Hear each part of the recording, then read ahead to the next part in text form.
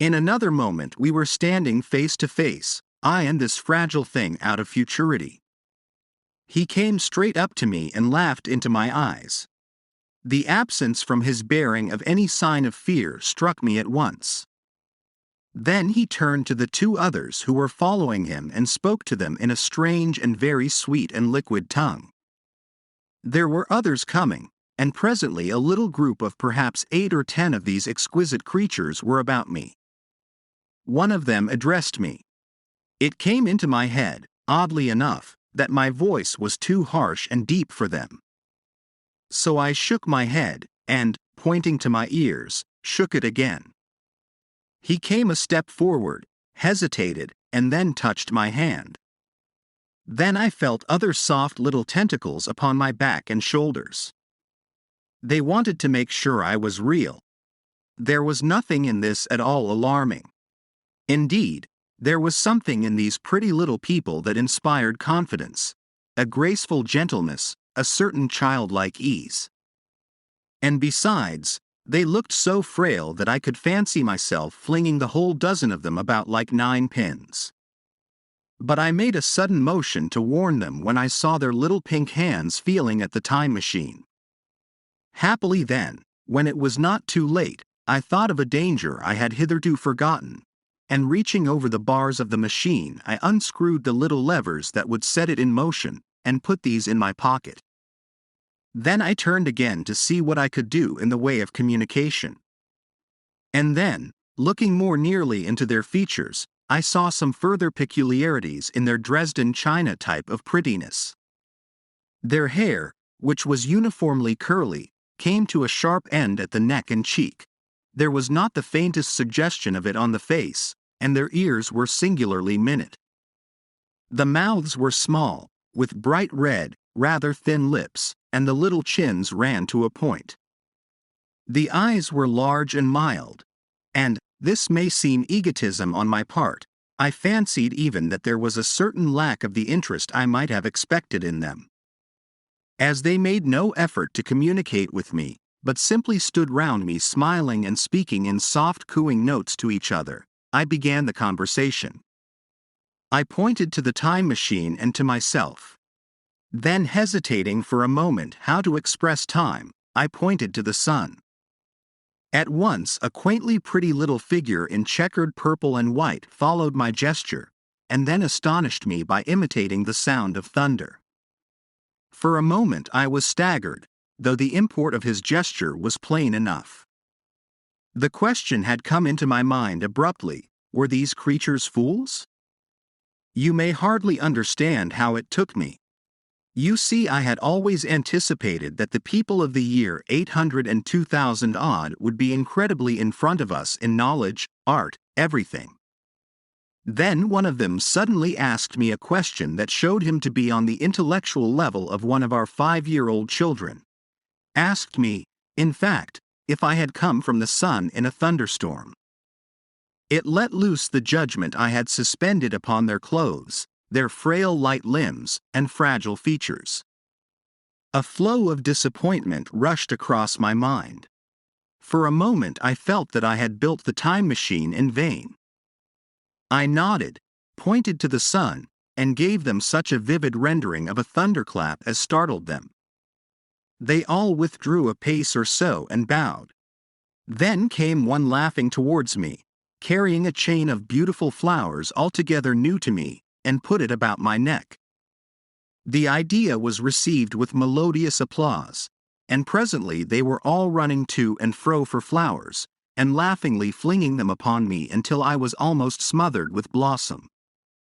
You who have never seen the like can scarcely imagine what delicate and wonderful flowers countless years of culture had created. Then someone suggested that their playthings should be exhibited in the nearest building, and so I was led past the Sphinx of white marble, which had seemed to watch me all the while with a smile at my astonishment, towards a vast grey edifice of fretted stone. As I went with them, the memory of my confident anticipations of a profoundly grave and intellectual posterity came, with irresistible merriment, to my mind. The building had a huge entry, and was altogether of colossal dimensions. I was naturally most occupied with the growing crowd of little people, and with the big open portals that yawned before me, shadowy and mysterious. My general impression of the world I saw over their heads was a tangled waste of beautiful bushes and flowers, a long neglected and yet weedless garden. I saw a number of tall spikes of strange white flowers, measuring a foot perhaps across the spread of the waxen petals. They grew scattered, as if wild, among the variegated shrubs, but, as I say, I did not examine them closely at this time. The time machine was left deserted on the turf among the rhododendrons. The arch of the doorway was richly carved, but naturally I did not observe the carving very narrowly, though I fancied I saw suggestions of old Phoenician decorations as I passed through, and it struck me that they were very badly broken and weather-worn. Several more brightly clad people met me in the doorway, and so we entered, I, dressed in dingy 19th-century garments, looking grotesque enough, garlanded with flowers, and surrounded by an eddying mass of bright, soft-colored robes and shining white limbs, in a melodious whirl of laughter and laughing speech. The big doorway opened into a proportionately great hall hung with brown. The roof was in shadow, and the windows, partially glazed with colored glass and partially unglazed, admitted a tempered light. The floor was made up of huge blocks of some very hard white metal, not plates nor slabs, blocks, and it was so much worn, as I judged by the going to and fro of past generations, as to be deeply channeled along the more frequented ways. Transverse to the length were innumerable tables made of slabs of polished stone, raised perhaps a foot from the floor, and upon these were heaps of fruits. Some I recognized as a kind of hypertrophied raspberry and orange, but for the most part they were strange. Between the tables was scattered a great number of cushions. Upon these my conductors seated themselves, signing for me to do likewise. With a pretty absence of ceremony, they began to eat the fruit with their hands, flinging peel and stalks, and so forth, into the round openings in the sides of the tables. I was not loath to follow their example, for I felt thirsty and hungry. As I did so, I surveyed the hall at my leisure, and perhaps the thing that struck me most was its dilapidated look. The stained glass windows, which displayed only a geometrical pattern, were broken in many places, and the curtains that hung across the lower end were thick with dust. And it caught my eye that the corner of the marble table near me was fractured. Nevertheless, the general effect was extremely rich and picturesque. There were, perhaps, a couple of hundred people dining in the hall, and most of them, seated as near to me as they could come, were watching me with interest, their little eyes shining over the fruit they were eating. All were clad in the same soft and yet strong, silky material. Fruit, by the by, was all their diet. These people of the remote future were strict vegetarians, and while I was with them, in spite of some carnal cravings, I had to be frugivorous also. Indeed, I found afterwards that horses, cattle, sheep, dogs, had followed the ichthyosaurus into extinction. But the fruits were very delightful. One, in particular, that seemed to be in season all the time I was there, a flowery thing in a three-sided husk, was especially good, and I made it my staple. At first I was puzzled by all these strange fruits, and by the strange flowers I saw, but later I began to perceive their import. However, I am telling you of my fruit dinner in the distant future now. So soon as my appetite was a little checked, I determined to make a resolute attempt to learn the speech of these new men of mine. Clearly, that was the next thing to do. The fruits seemed a convenient thing to begin upon, and holding one of these up, I began a series of interrogative sounds and gestures. I had some considerable difficulty in conveying my meaning. At first, my efforts met with a stare of surprise or inextinguishable laughter, but presently a fair-haired little creature seemed to grasp my intention and repeated a name. They had to chatter and explain the business at great length to each other, and my first attempts to make the exquisite little sounds of their language caused an immense amount of amusement. However, I felt like a schoolmaster amidst children, and persisted, and presently I had a score of noun substantives at least at my command. And then I got to demonstrative pronouns, and even the verb, to eat. But it was slow work, and the little people soon tired and wanted to get away from my interrogations, so I determined, rather of necessity, to let them give their lessons in little doses when they felt inclined. And very little doses I found they were before long, for I never met people more indolent or more easily fatigued. A queer thing I soon discovered about my little hosts, and that was their lack of interest. They would come to me with eager cries of astonishment, like children, but like children they would soon stop examining me and wander away after some other toy. The dinner and my conversational beginnings ended, I noted for the first time that almost all those who had surrounded me at first were gone. It is odd, too, how speedily I came to disregard these little people.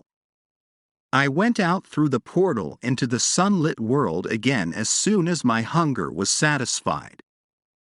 I was continually meeting more of these men of the future, who would follow me a little distance, chatter and laugh about me, and, having smiled and gesticulated in a friendly way, leave me again to my own devices.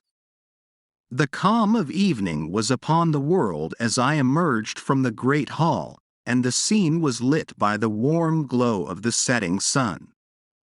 At first things were very confusing.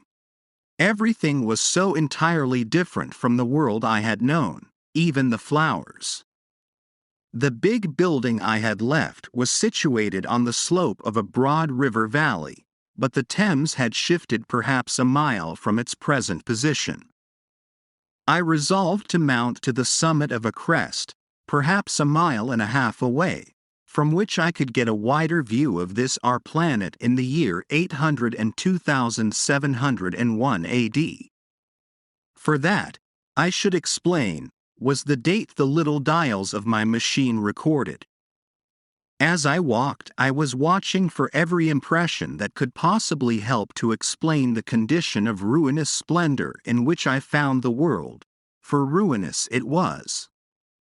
A little way up the hill, for instance, was a great heap of granite, bound together by masses of aluminium, a vast labyrinth of precipitous walls and crumpled heaps, amidst which were thick heaps of very beautiful pagoda-like plants, nettles possibly, but wonderfully tinted with brown about the leaves, and incapable of stinging. It was evidently the derelict remains of some vast structure, to what end built I could not determine. It was here that I was destined, at a later date, to have a very strange experience, the first intimation of a still stranger discovery, but of that I will speak in its proper place. Looking round with a sudden thought, from a terrace on which I rested for a while, I realized that there were no small houses to be seen. Apparently the single house, and possibly even the household, had vanished. Here and there among the greenery were palace-like buildings, but the house and the cottage, which form such characteristic features of our own English landscape, had disappeared. Communism, said I to myself. And on the heels of that came another thought. I looked at the half-dozen little figures that were following me. Then, in a flash, I perceived that all had the same form of costume, the same soft hairless visage, and the same girlish rotundity of limb. It may seem strange, perhaps, that I had not noticed this before. But everything was so strange. Now, I saw the fact plainly enough. In costume, and in all the differences of texture and bearing that now mark off the sexes from each other, these people of the future were alike. And the children seemed to my eyes to be but the miniatures of their parents. I judged, then, that the children of that time were extremely precocious, physically at least, and I found afterwards abundant verification of my opinion. Seeing the ease and security in which these people were living, I felt that this close resemblance of the sexes was after all what one would expect. For the strength of a man and the softness of a woman, the institution of the family, and the differentiation of occupations are mere militant necessities of an age of physical force. Where population is balanced and abundant, much childbearing becomes an evil rather than a blessing to the state. Where violence comes but rarely and offspring are secure, there is less necessity. Indeed, there is no necessity for an efficient family, and the specialization of the sexes with reference to their children's needs disappears. We see some beginnings of this even in our own time, and in this future age it was complete. This, I must remind you, was my speculation at the time. Later, I was to appreciate how far it fell short of the reality.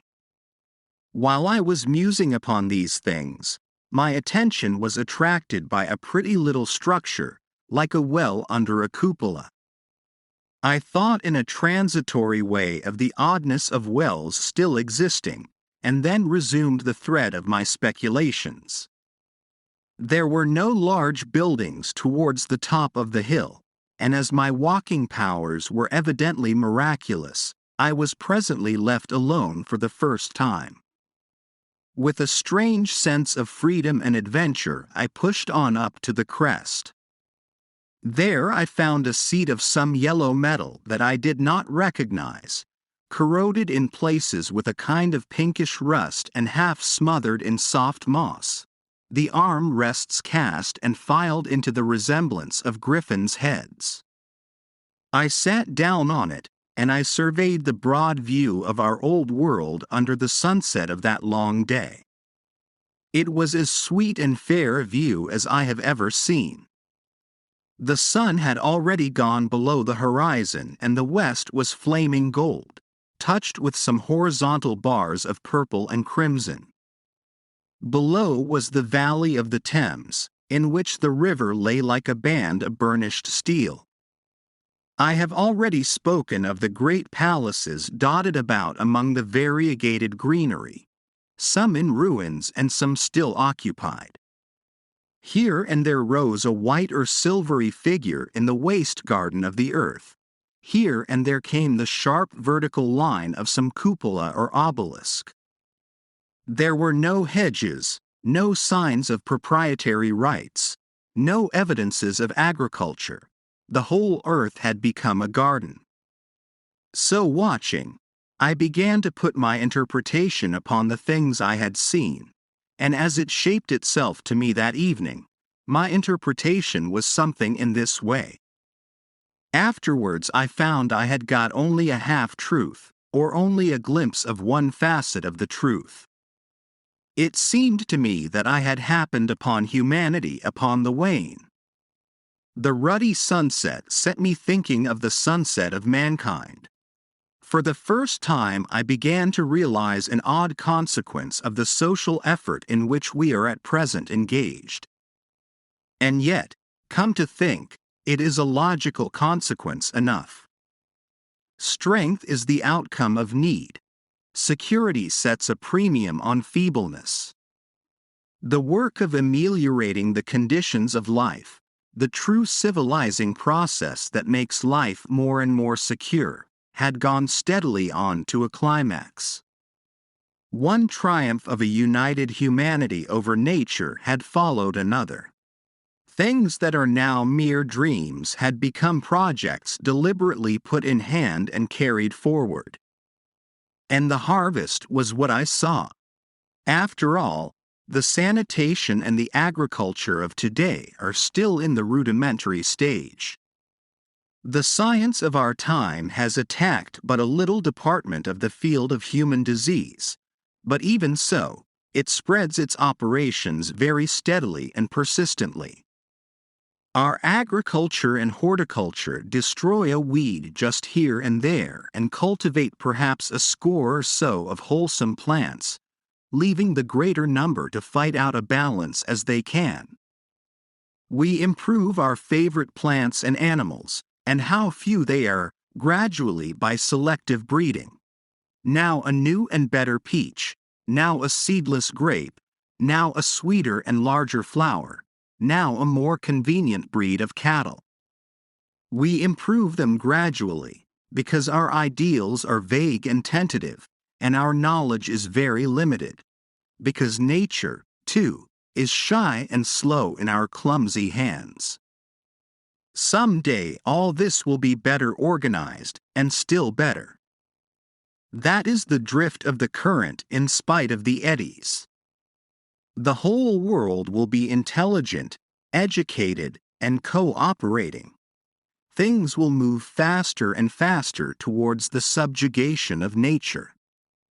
In the end, wisely and carefully we shall readjust the balance of animal and vegetable life to suit our human needs.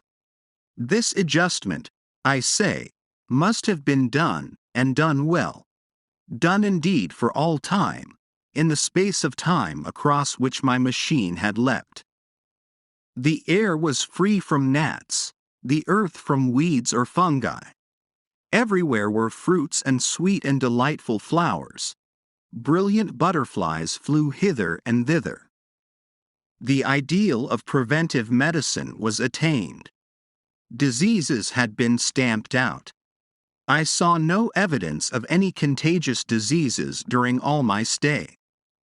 And I shall have to tell you later that even the processes of putrefaction and decay had been profoundly affected by these changes. Social triumphs, too, had been effected. I saw mankind housed in splendid shelters, gloriously clothed, and as yet I had found them engaged in no toil. There were no signs of struggle, neither social nor economical struggle. The shop, the advertisement, traffic, all that commerce which constitutes the body of our world, was gone. It was natural on that golden evening that I should jump at the idea of a social paradise. The difficulty of increasing population had been met, I guessed, and population had ceased to increase. But with this change in condition comes inevitably adaptations to the change. What, unless biological science is a mass of errors, is the cause of human intelligence and vigor? Hardship and freedom. Conditions under which the active, strong, and subtle survive and the weaker go to the wall. Conditions that put a premium upon the loyal alliance of capable men, upon self-restraint, patience, and decision. And the institution of the family, and the emotions that arise therein, the fierce jealousy, the tenderness for offspring, parental self-devotion, all found their justification and support in the imminent dangers of the young. Now, where are these imminent dangers?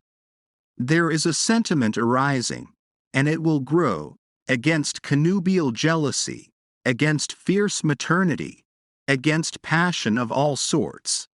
Unnecessary things now, and things that make us uncomfortable, savage survivals, discords in a refined and pleasant life. I thought of the physical slightness of the people, their lack of intelligence, and those big abundant ruins, and it strengthened my belief in a perfect conquest of nature. For after the battle comes quiet. Humanity had been strong, energetic, and intelligent, and had used all its abundant vitality to alter the conditions under which it lived. And now came the reaction of the altered conditions. Under the new conditions of perfect comfort and security, that restless energy, that with us is strength, would become weakness. Even in our own time, certain tendencies and desires, once necessary to survival, are a constant source of failure. Physical courage and the love of battle, for instance, are no great help, may even be hindrances, to a civilized man. And in a state of physical balance and security, power, intellectual as well as physical, would be out of place. For countless years I judged there had been no danger of war or solitary violence, no danger from wild beasts, no wasting disease to require strength of constitution, no need of toil. For such a life, what we should call the weak are as well equipped as the strong, are indeed no longer weak. Better equipped indeed they are, for the strong would be fretted by an energy for which there was no outlet. No doubt the exquisite beauty of the buildings I saw was the outcome of the last surgings of the now purposeless energy of mankind before it settled down into perfect harmony with the conditions under which it lived, the flourish of that triumph which began the last great peace. This has ever been the fate of energy and security. It takes to art and to eroticism, and then come languor and decay. Even this artistic impetus would at last die away, had almost died in the time I saw. To adorn themselves with flowers, to dance, to sing in the sunlight. So much was left of the artistic spirit, and no more. Even that would fade in the end into a contented inactivity. We are kept keen on the grindstone of pain and necessity, and, it seemed to me, that here was that hateful grindstone broken at last. As I stood there in the gathering dark, I thought that in this simple explanation I had mastered the problem of the world, mastered the whole secret of these delicious people. Possibly the checks they had devised for the increase of population had succeeded too well, and their numbers had rather diminished than kept stationary. That would account for the abandoned ruins. Very simple was my explanation, and plausible enough, as most wrong theories are.